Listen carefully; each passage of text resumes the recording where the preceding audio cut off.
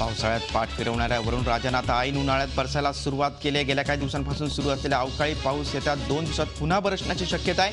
येत्या 2 दिवसात मराठवाडा आणि दक्षिण मध्य महाराष्ट्राच्या काही भागात तुरळक पाऊस बरसण्याचा अंदाज कुलाबा वेधशाळेने वर्तवला आहे। यंदा राज्यात मान्सून लवकर धडकण्याची शक्यता कृषी हवामान तज्ज्ञ रामचंद्र सावळे यांनी व्यक्त केली। त्यामुळे दुष्काळाच्या दुष्टचक्रात अडकलेल्या शेतकऱ्याला मोठा दिलासा मिळण्याची शक्यता आहे। मात्र यासाठी शेतकऱ्यांना पूर्व मशागतीची कामं 25 मे पर्यंत पूर्ण करण्याची गरज आहे। शेतकऱ्यांना गरिबीवर मात करता यावी यासाठी यवतमाळ जिल्ह्यात अनोखं पाऊल उचलण्यात आलं। राज्य आणि कृषी विभागाच्या पणन विभागाने यवतमाळमध्ये धान्य महोत्सवाचं आयोजन केलं होतं। शेतीमाल बाजारात येताच त्याला कवडीमोल भाव मिळतो। त्या पार्श्वभूमीवर शेतकऱ्यांना योग्य भाव मिळावा, त्यांच्यात व्यावसायिक दृष्टिकोन निर्माण व्हावा यासाठी हा महोत्सव आयोजित करण्यात आला होता।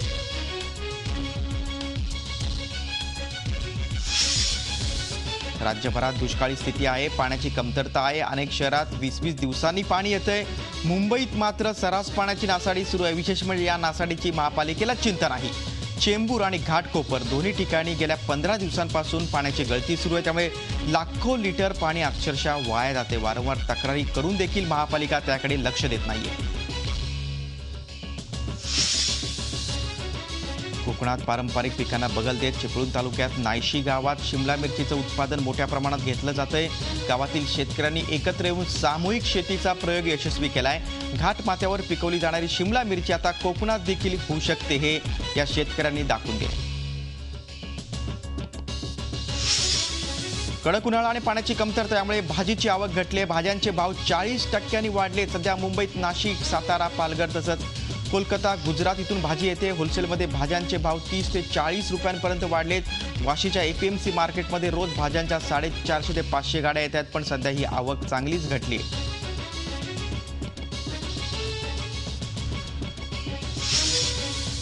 मार्च महिन्याच्या अखेरीस आंब्याची आवक APMC मार्केटमध्ये वाढली। सध्या दिवसाला 40 ते 45 हजार पेट्यांची आवक वाशीच्या APMC मार्केटमध्ये होते।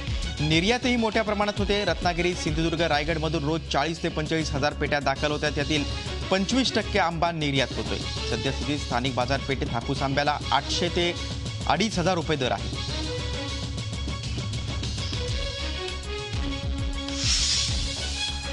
सेंट्रल लायब्ररी घोटाळ्याप्रकरणी लाचलुचपत प्रतिबंधक विभागानं माजी मंत्री छगन भुजबळ आणि अन्य 6 जणांवर आरोपपत्र दाखल केलं। त्यामध्ये भुजबळांचे चार्टर्ड अकाउंटंट रवींद्र सावंत यांचा देखील आरोपी म्हणून समावेश करण्यात आलाय। हा घोटाळा नेमका कसा झाला आणि कुणी केला, संगनमताने तो कसा केला याचे तपशीलवार पुरावे ACBनं या 17,400 पानांच्या आरोपपत्रात दिले।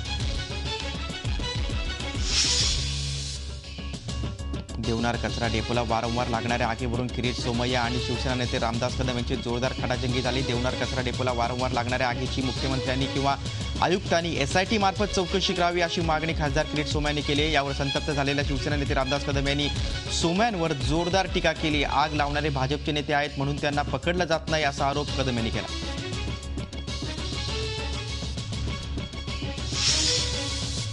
भाजपचे 12 डॉक्टर असूनही त्यांना राज्याची नाडी सापडलेली नाही असा टोला राज ठाकरे यांनी भाजपला लगावलाय। इंडियन मेडिकल असोसिएशन डोंबिवलीतर्फे पहिली IMA अवॉर्ड सेरेमनी डोंबिवलीत झाला। त्या डोंबिवलीतल्या काही नामांकित डॉक्टरांचा सत्कार करण्यात आला। या कार्यक्रमाला राज ठाकरे उपस्थित होते। त्यावेळी राज ठाकरे यांनी भाजपला टोला लगावला।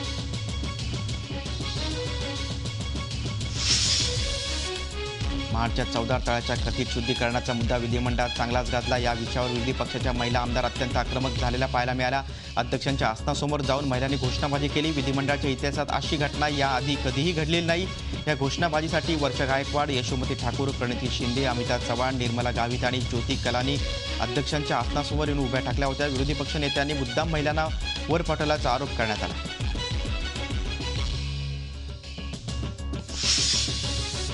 नाशिक शहराचं वैभव असणाऱ्या गोदावरीच्या प्रदूषण मुक्तीसाठी नदीपात्राजवळ विंधन विहीर खोदण्याचा प्रस्ताव महापालिका प्रशासनानं ठेवलाय। प्रशासनाच्या या निर्णयाला पर्यावरणप्रेमींकडून कडाडून विरोध होतोय। गोदापात्रातील सिमेंट कॉन्क्रीट हटवण्याची मागणी पर्यावरणप्रेमींनी केली। या संदर्भात उच्च न्यायालयात यापूर्वीच याचिका देखील दाखल करण्यात आली। कल्याणमध्ये पाणी प्रश्नासाठी मनसे आक्रमक झाले। नागरिकांना ठरलेल्या वेळेत सुद्धा मुबलक पाणी मिळत नसल्यामुळे मनसेनं पालिकेसमोर हंडा फोडो आंदोलन केलं। कल्याणचे माजी आमदार प्रकाश भोईर यांच्या नेतृत्वाखाली आंदोलन करण्यात आलं। पाणी टंचाईमुळे 3 दिवसाआड कल्याणमध्ये पाणी पुरवठा होतोय।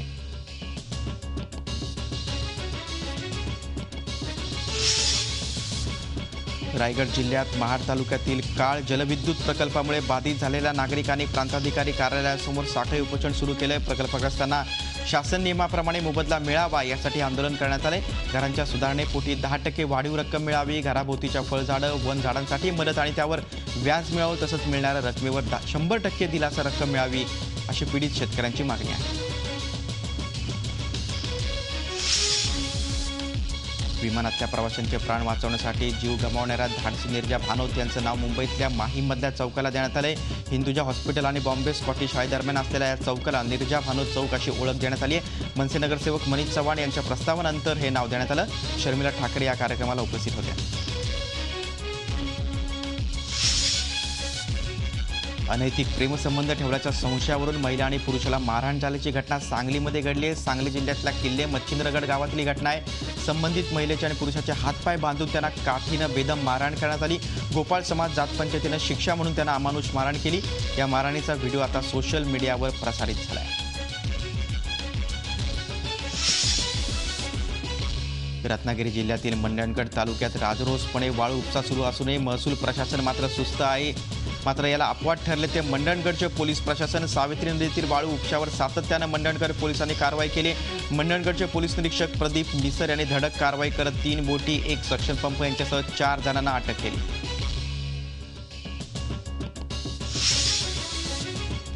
एअर इंडियाच्या हैदराबादहून मुंबईला येणाऱ्या विमानाचे मुंबई विमानतळावर इमर्जन्सी लँडिंग करण्यात आलं। विमानाच्या कक्षातून धूर येऊ लागल्यामुळे या विमानाचं इमर्जन्सी लँडिंग करावं लागलं। दरम्यान विमानातील सर्व 120 प्रवाशांना आपत्कालीन मार्गाने सुखरूपपणे बाहेर काढण्यात आलं। यामध्ये कुणालाही दुखापत झाली नाही। पालघर जिल्ह्यातील मनोर पोलीस ठाणे हद्दीत असलेल्या करल गावाजवळ नदीत आंघोळीसाठी गेलेल्या 4 विद्यार्थ्यांपैकी 2 जणांचा बुडून मृत्यू झालाय। मीरा रोड येथील पंकज आर मिश्रा आणि ठाणे येथील अनमोल साहू अशी मृत पावलेल्या तरुणांची नावं आहेत। हे विद्यार्थी वाडा येथील असलेल्या आयडियल इन्स्टिट्यूट ऑफ टेक्नॉलॉजी कॉलेजचे विद्यार्थी आहेत। कोल्हापुरात पूर्व विमानातून 2 गटात जोरदार हाणामारी आणि तलवार हल्ला झाला। यात 6 जण गंभीर जखमी झालेत। गुंड स्वप्नील, तहसीलदार आणि कवाळी गटात ही हाणामारी झाली। राजारामपुरीसारख्या गजबजलेल्या परिसरात दिवसाढळ अशा प्रकारे तलवार हल्ला झाल्यानं नागरिकांमध्ये भीतीचं वातावरण निर्माण झालं होतं। नवी मुंबईत हार्बर रेल्वे लाईनवर नेरूळ रेल्वे स्थानकाजवळ धावत्या लोकलवर दगड मारल्यानं एक महिला गंभीर जखमी झाली। कमल खरात या महिलेवर शस्त्रक्रिया करण्यात आली।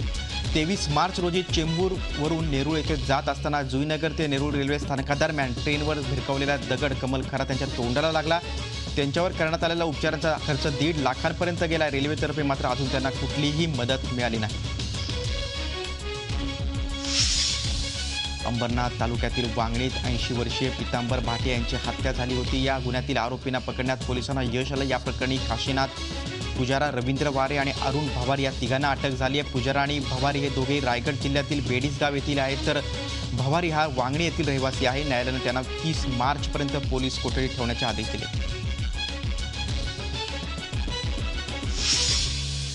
ठाण्याजवळ मीरा रोडच्या काजूपाडा गावात एका 3.5 वर्षीय मुलाचं अपहरण करून त्याची हत्या करण्यात आली आहे। हितेश चौधरी असं या मुलाचं नाव आहे। तो 22 मार्चपासून बेपत्ता झाला होता। घोडबंदर रोडवर असलेल्या सुधांशू महाराजांच्या आश्रमाच्या पाठीमागे जंगलात एका बॅगेमध्ये या मुलाचा मृतदेह सापडलाय। पोलिसांनी यापूर्वी चौधरी यांच्या घरात भाडेकरू असणाऱ्या बाळासाहेब गौतम वाकळे याला अटक केली। कल्याणशीळ रस्त्यावरील लोढा बिल्डरच्या संकुलावर स्थानिकांनी मोर्चा काढला। नियोजित मॉलमध्ये स्थानिक भूमिपुत्रांना नोकरी देण्याची मागणी केली आहे। या मॉलमध्ये स्थानिकांना डावलून बाहेरील कंत्राटदारांना प्राधान्य देण्यात आल्याचा आरोप आहे। भूमिपुत्रांना न्याय मिळावा यासाठी सुमारे 500 गावकऱ्यांनी मोर्चा काढून लोढा संकुलात धडक दिली। लोढा संकुल तसंच मॉल प्रशासनाला यावेळी निवेदन देण्यात आलं। श्रीमंतांच्या मुलांनी भरधाव गाड्या चालवून सामान्य नागरिकांचे जीव घेण्याची मालिका थांबण्याची चिन्ह दिसत नाहीत। काही दिवसांपूर्वीच आकांक्षा आणि सुरभी या मैत्रिणींना एका रईस जाद्यानं भरधाव गाडीखाली चिरडून मारण्याची घटना ताजी असतानाच आणखीन एका बळेबापाच्या बेट्यानं असाच कारनामा केला। यात एका निरपराध युवकाला आपला जीव गमवावा लागलाय, तर त्याच्या मामाला मृत्यूशी झुंज द्यावी लागते। आरोपी शेखर इतडकर हा ठाणे महापालिकेच्या अभियंत्याचा मुलगा असून पोलिसांच्या भीतीनं तो फरार झालाय।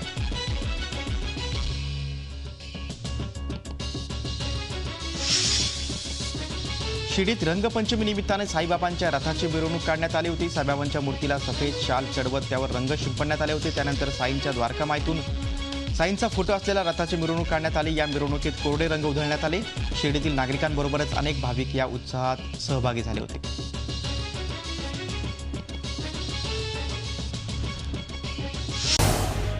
झी 24 तास रहा एक पाऊल पुढे.